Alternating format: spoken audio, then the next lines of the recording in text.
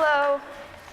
I just want to say thank you to all the people that put this together to invite me to speak here. And I already feel like I won because they mic'd me up back there and I couldn't talk for like the rest of the time. And you guys didn't hear me talk because the mic was on. So that's kind of a little secret win. I want to start my story off when I was a kid, and most of our failures usually start then. I had an amazing supportive family, and I always was drawing. And they were like, that's fantastic. You don't need to do anything, you could just draw. My dad would come home with these big, in the 80s, you know, those big things of paper with the reams on them, and you could just draw and it would all be connected, so that was awesome. So I could just draw and draw and draw. And I was like, this is great. And as I was growing up, in elementary school and middle school, I was the artist. I had the support. The teachers were like, oh, she's gonna design. She'll design the Don't Do Drugs tree, or she'll do the new mural for the section in the high school history department. And that was my thing. It always was. I always had the support of everybody around me. In high school, I took AP art, and I was like, I'm gonna do great. I'm gonna draw horses for my AP art portfolio. And my art teacher was like, you can't do that. You're in high school now, you don't get to draw ponies and get a 5 in AP art. But I had this belief that I could do it because I was passionate about horses, and I kept thinking every Christmas my parents were gonna tie one up on the front porch. It never happened, but I have a really good imagination, and I kept thinking that it would. So when I turned in my AP portfolio, which was horses, I got a 5. And I was like, wow, okay. So I listened to my gut and I did it, and it was okay. And my high school teacher, I love her comeback was, I just told you that to motivate you. Looking back, it was not super motivating. So after that, I went to college, and I had 2 big loves, and it was drawing and animals and biology. That was my life. It was drawing, usually drawing animals, but I also loved the study of life, which is biology. So I actually I got a scholarship to college for biology.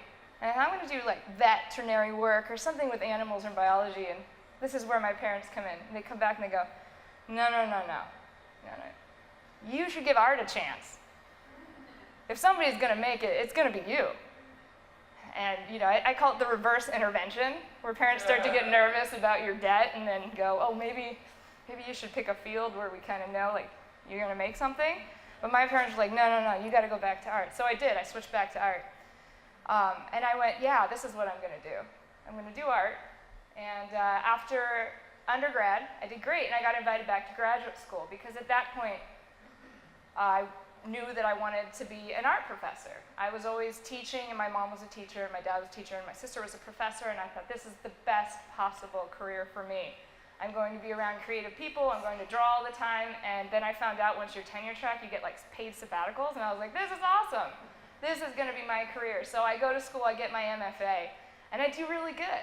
I won the Creative Achievement Award when I graduated. That means you had a 4.0, and you created a senior show that was enough for everybody to vote you in for this Creative Achievement Award.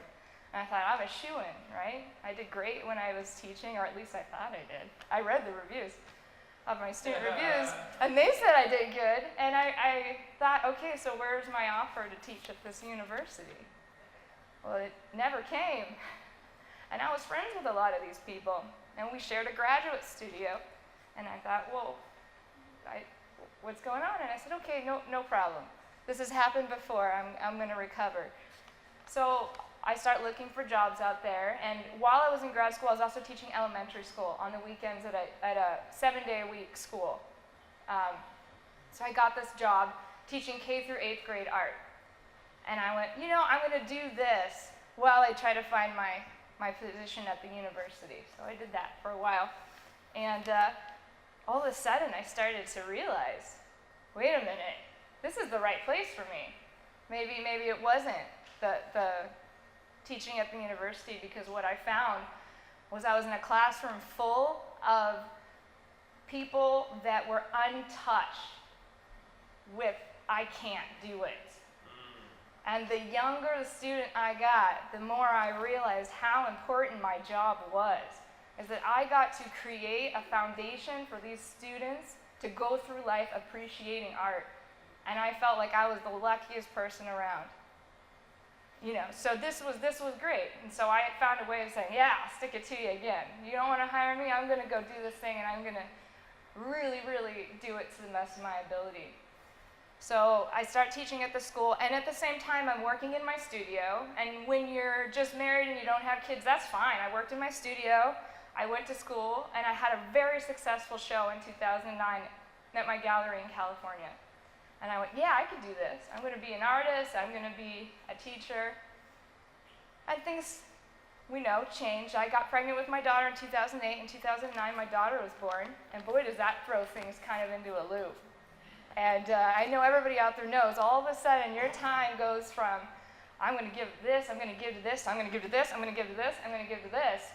And as time started to go on, I realized I couldn't do all of these things that I could do before, and I couldn't do them to the ability that I wanted. We also, around that same time, had an administration change at the school I was working at, and I know we all know what that means sometimes when a new group of administrators come in with a different idea of what is important in education, and you're in your group and you've created a curriculum that you're proud of, and then somebody comes in and goes, no, not good enough. Or no, I want more product. I'm not so in, I don't care about your process.